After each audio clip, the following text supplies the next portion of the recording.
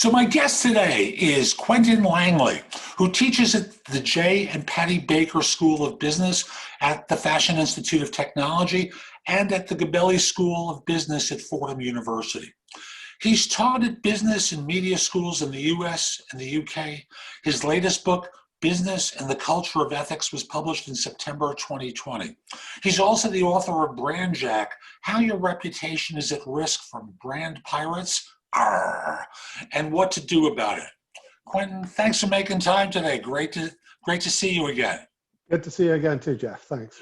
So are you a guy who's just been teaching, or did you actually work in industry? Did you read 3 books and suddenly call yourself a professor?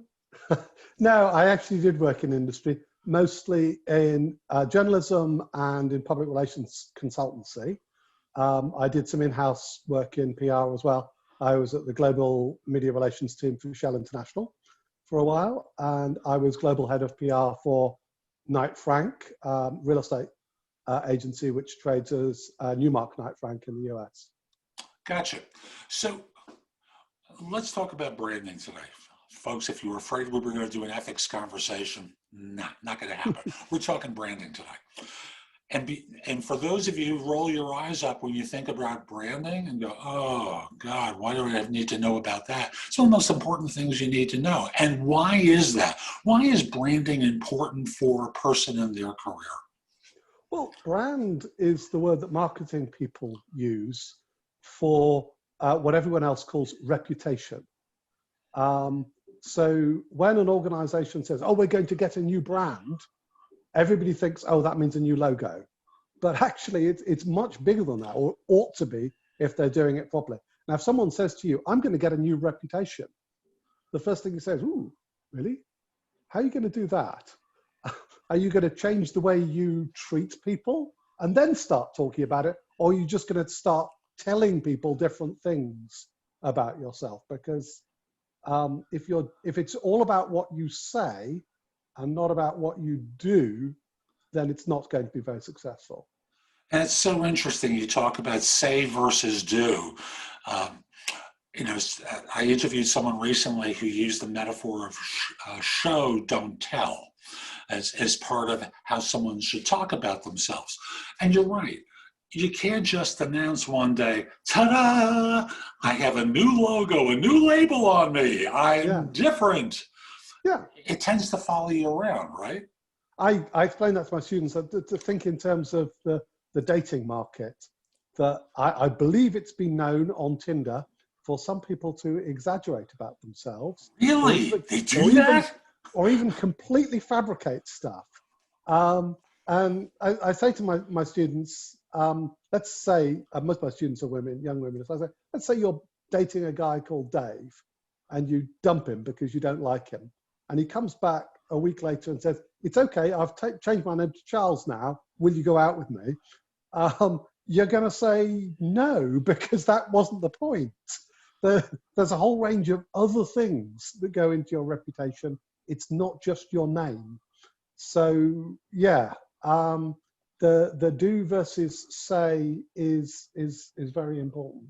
And I think in terms of how one develops reputation, and with that, how someone becomes known for their reputation. Because I think people operate within a small universe most of the time for who knows about them. And thus, how they become known is a big part of the branding, reputation building, and all that sort of stuff. But let's start with the baby steps. And we're going to start with your students who are whatever age they are. You're teaching at graduate schools, so let's assume they're in their 20s, and then you have the returnees who are coming back to try and get the degrees. So let's think in terms of the people in their 20s first, and how they start building a reputation. Okay, well, it has changed dramatically since the days when you and I were at that age. It used to be the case that most people got jobs through sending off applications. And indeed, when my father was a young man, you applied to one organization and you probably stuck with that same organization for the rest of your life. You moved up. My father did. He was in the civil service. He got to a very senior level, but he was with the same organization his whole career. That world has gone.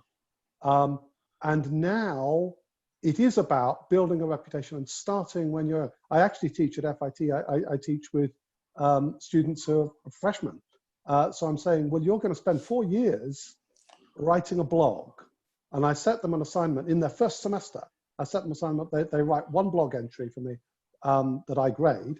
But I say, I want you to write a blog entry every week. I'm not going to grade them all, but spend the next 4 years writing a blog. Take the most interesting thing you learned at school that week, write about and think, how would that apply in the sort of job that I do? I said, I teach at a fashion school. I used to work at Shell. So maybe I give them a case study about crisis that Shell faced in Nigeria in the 1990s. And my challenge to them is go away and think about how would that, something similar, affect a fashion business? Because fashion businesses often manufacture in developing countries. They come under fire for their environmental record or for the way in which people are treated in the factories. How would you handle that issue for a fashion business? Write about that. And then when you're looking for a job, then people are going to find on LinkedIn or on your blog or various other social media platforms that you're using, they'll find that you've been thinking about these issues for 4 years. And I said, well, on that basis, you're never going to apply for a job. People will be applying to you. People will be saying, yeah, this is the person I want to recruit into my business. I tell them, think about it. In marketing, you're always supposed to think about your target audience. If you're looking for a job, your target audience is people who have got problems and want someone to solve the problems. So if you've spent 4 years writing about those sort of problems and how you would solve them, then you're the sort of person that the business is going to hire. And one of the things I'm going to interrupt and say, folks, understand what he's talking about here is having firms reach out to you instead of you always being the supplicant who's reaching out hat in hand, begging that they interview you. And I saw a statistic today, or I was reminded of a statistic today from 2018 that said when firms hire, it takes 128 job applications for them to hire one person. Versus when a person's referred or they source them themselves, it's 8. Yeah. 8.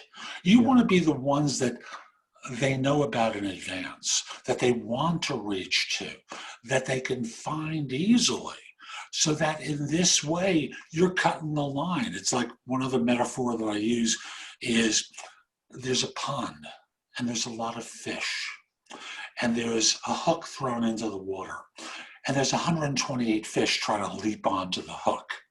Wouldn't you rather be in the pond where they throw the hook out and there's only 8 of you competing? Yep. And that's the point. I mean, it's actually the same in all business relationships. It's not just about jobs. I read some fascinating stats on insurance industry defaults, and they did a sort of big data analysis of applications for, what was it? It was for loan repayments, actually, not insurance industry, for loan repayments, who defaults on their loan repayments. And the words that turn up in an application for a loan that predict default are please, thank you, and God. People who refer to those things in their loan applications are very likely to default, because those are people, certainly the please and the thank you, are people who think they're asking for a favor, as opposed to entering a business relationship which is good for both sides. And God, I'm not entirely sure, but I suspect this is when somebody, they're asked, what's your plan for repaying? And they say, well, God will find a way. And you think, well, yeah, that's not, I'm sure you're very sincere about wanting to repay, but that's not a plan. And I'm not going to lend you any money if that's your plan for repaying. And it's the same when you're applying for a job. I love that word supplicant that you used. When you're applying for a job, two people are negotiating a business relationship that should work for both sides. It's not one person who's asking for a favor from someone else. And that this is where everybody goes wrong. When you apply for jobs, so many people will send off an application letter, 12 sentences, 9 of them beginning with I. And I'm getting this when I was recruiting a team at Knight Frank. I'm getting these letters. I think, why are you telling me your life story? I don't care about this. I've got a problem. Tell me how you're going to solve my problem. That's what it's about. Focus on what your target audience is interested in hearing. And if you're applying for jobs in the fashion industry, then show people that you have been thinking about what the problems in the fashion industry are and how they can be solved. And that's the whole deal. That's why someone will hire you, because you can solve their problem. Now, for the 20-something, the freshman, sophomore, junior, senior, they're at an early stage developmentally. But I think of the person who's a couple of years in and beyond, they have the temptation to also say, yes, I can do this for you because I've done it over here. And they also want to say, let me tell you all my credentials, which is all about themselves. Yep. And that's, yeah, I think it's all about storytelling. Show that you can solve problems. But by the time you get to an interview, it's no longer about, can you do the job? Because I'm not an idiot. If I'm hiring, all the people I'm interviewing can do the job. It's whether or not you're going to fit in. There are 3 questions when you're hiring that you're asking yourself about potential hires. It's, can she do the job? Will she do the job? Will she fit in? By the time you get to interview, the recruiter has eliminated all the people who don't know how to do the job. They're thinking, is this person going to fit in? By that point, it's about connecting. And this is where I think branding and connecting has been changing within the past few months. I used to give people workshops on how to shake hands. And now people don't shake hands anymore because of the pandemic. But we've all been there with the person who you think, you shake hands with them and you think they've handed you a wet fish. And then the other people that crush your hand, you think, let go, why are you doing this? What did I do to you? And you've got to find the thing that works. And frankly, the thing that works for one person is not the thing that works for someone else. If you're shaking hands with a 95-pound woman, it's not the same handshake as you should do for a 250-pound guy. So, but that's handshake. That's all gone. What are we doing instead? How are we going to address things like eye contact, smile? It's when I use your name, Jeff. That's how I'm making a connection. And to be clear, we don't do the repeated mention of the name in every sentence or every third sentence, no. Because suddenly, as I was listening to a podcast with Reid Hoffman, who's the founder of LinkedIn, said that was an old Dale Carnegie trick. That people were taught, the sweetest word that a person can hear is the sound of their own name. And unfortunately, people take that too literally. So it becomes, every sentence becomes, well, Quentin, I really believe that. And Quentin, you know what I think? Yes. So you've got to be careful. I mean, that was the second time I've used your name in this interview. So, I think I'm getting the balance about right. It's every 10 minutes. Yeah, that seems reasonable. And then you can. There's a wonderful strip cartoon that runs in the Daily Telegraph in the UK called Alex, about a guy who works in the financial markets, and it's always the same joke, that they seem to be saying one thing, and then in the final panel you reveal that they're actually saying something else. They were talking about body language one day and said, did you notice that person stands in the middle of the room, very firm handshake, always makes eye contact. And in the final panel, they say, yeah, obviously the sort of wimp who's been on a body language course. Let's ignore him. And people can go over the top, where they're using your name all the time. And every sentence they say, yep, yep, yep, yep, yep. and beginning to sound like a small dog. And, Yes. And I want to leap in and say, we've been talking so far, and you use the example with the students of a weekly blog post, where someone talks or writes about something relevant to the career that they want to do. And that's the perfect student answer, is build up a body of work where people can discover you. Now, you can do this on your own website. You can do this on LinkedIn, of course, whatever makes it easily discoverable for someone. What else can people do? And we can stick with students. We can go to more experienced professionals to start cultivating a brand for themselves so that they're discoverable and they're able to, and this is one of my favorite scenarios in talking about job search, cut the line and move to the front instead of always being, hi, see me in the back? Why don't you pick me? I think it's about networking as you get more senior. I know this is a topic you've talked about a lot, networking, particularly through LinkedIn, where you can obviously target people by the sort of job that they're presently doing.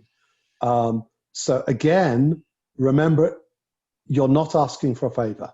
You are not the supplicant when you write to people and say, I want to connect with you. You're offering them something because you're offering them the chance to connect with you as well. So again, it should be a more equal conversation, but I do find that if you approach people and say, I'd like to ask your advice about something, most people are flattered and most people agree to a conversation. It may be only a 5 or 15-minute conversation, but most people, about 3/4, agree to a conversation. Another thing you can do is become involved in professional societies. I'm presently the chair of the Global Affairs Committee of the Public Relations Society of America. I did a similar job within the Chartered Institute of Public Relations in London beforehand. And I found once I had that title, the number of people who agreed to a networking meeting with me rose from about 3/4 of the people that I approached to about 90 or 95%. Because once you've got that sign-off line and say, I would like a meeting with you to pick your brains, people think, oh, this is a knowledgeable and senior person who respects me enough to ask for my advice. They feel flattered and they agree. And of course, they recognize that there's something in it for them too. That, you know, I may be looking for some work at the moment, but in a couple of years' time, maybe I'll be in a position to hire and they'll be the one who's looking for work. So, you know, people will agree to the meetings on that basis. I had one person I coached who worked in a specific area of risk, and he had been consulting for some time and wasn't sure if he wanted to continue in consulting or go into industry. And there were a couple of other challenges with his background as well. So we adopted the strategy of, I'm writing the book. Yeah. And I'd like to talk with you and interview you for the book.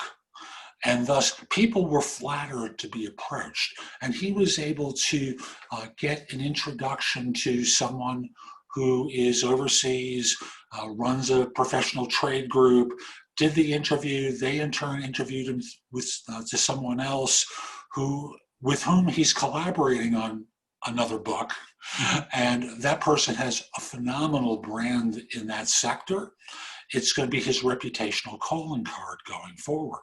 So the brand for you folks, it can be about what you write, where you're interviewed. So for example, Quentin is being interviewed for YouTube and for the podcast, and he's going to be seen in association with the #1 podcast and Apple Podcast for job search, and a YouTube channel I don't think we've had a ranking in a couple of years, but fundamentally a visible place where people can discover more about him and how he thinks. So if they're looking for someone, they find him, and then do a Google search, he's going to come up in multiple places.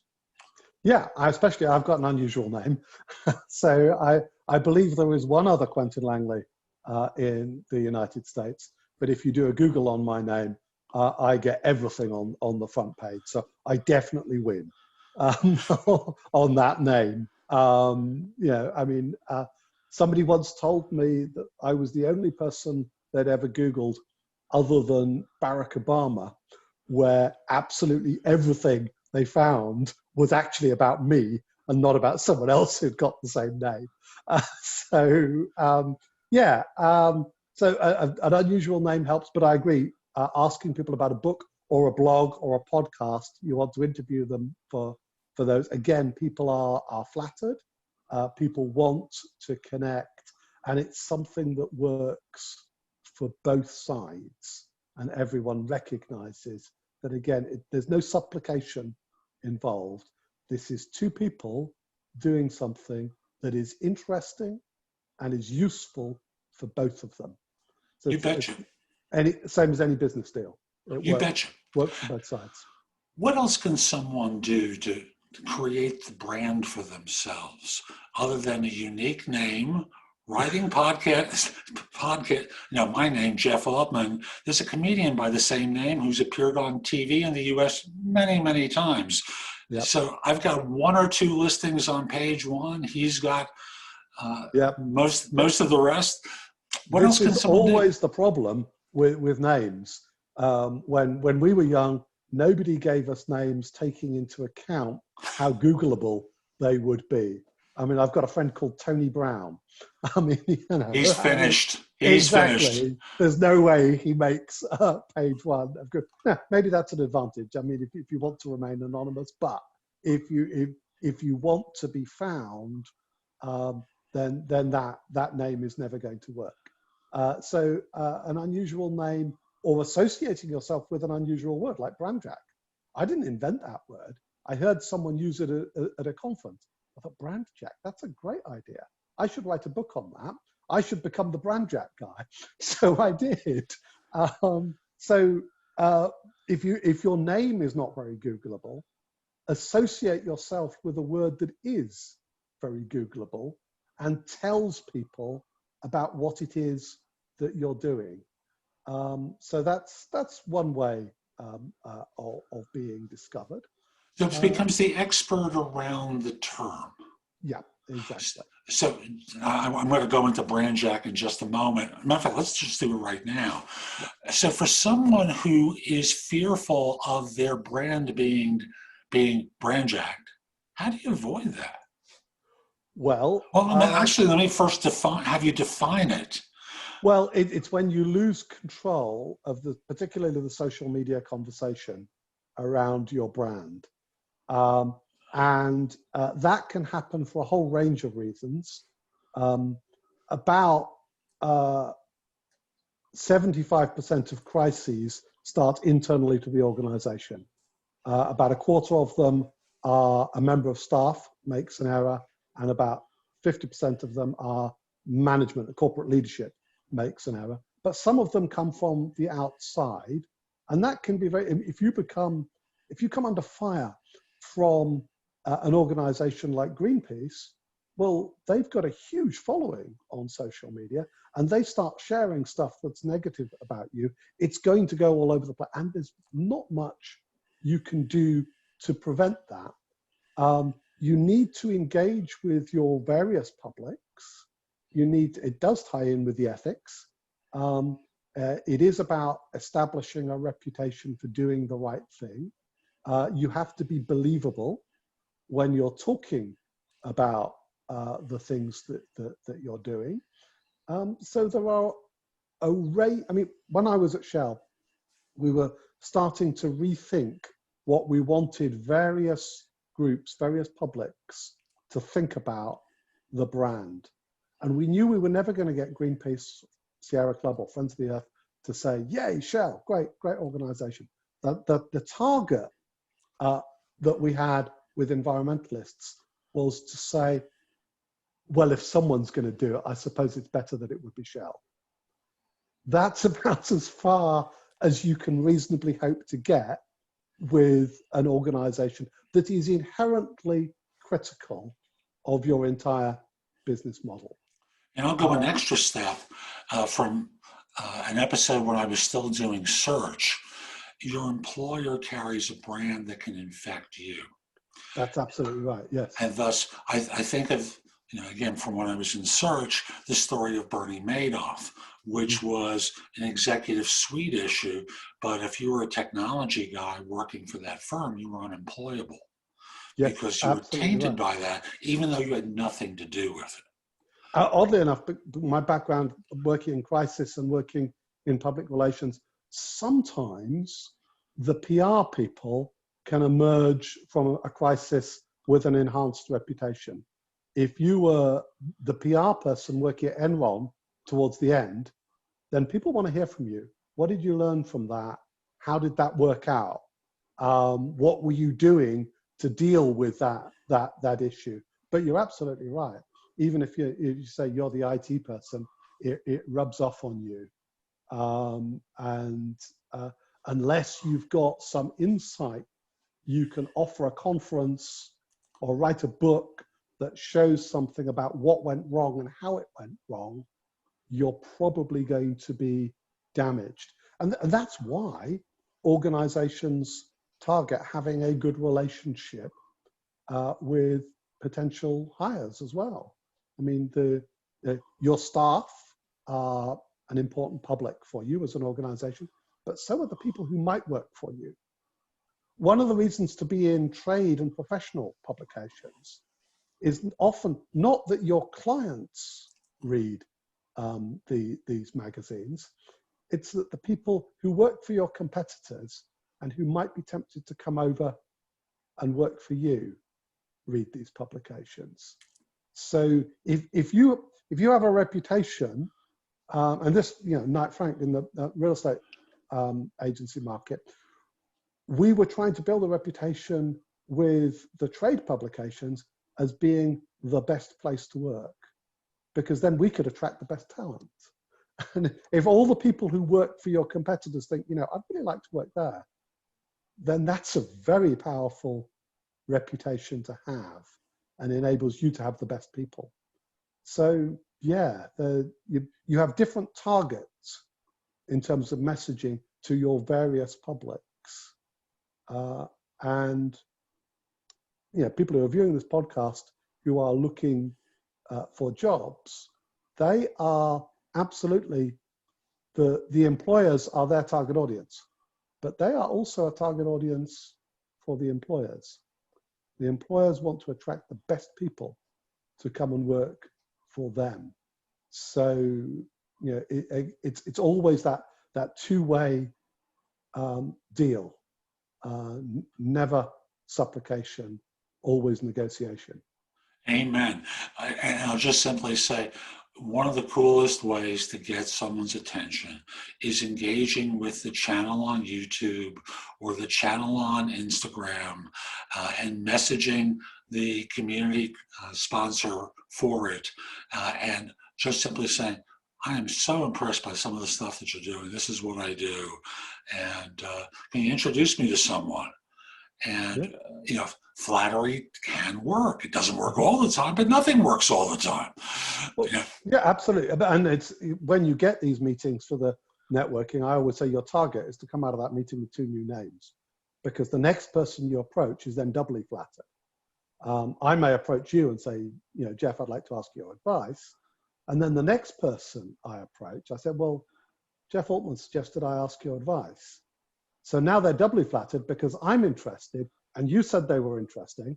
So, that's 2 people who think highly of them. So yeah, that's how networking goes on.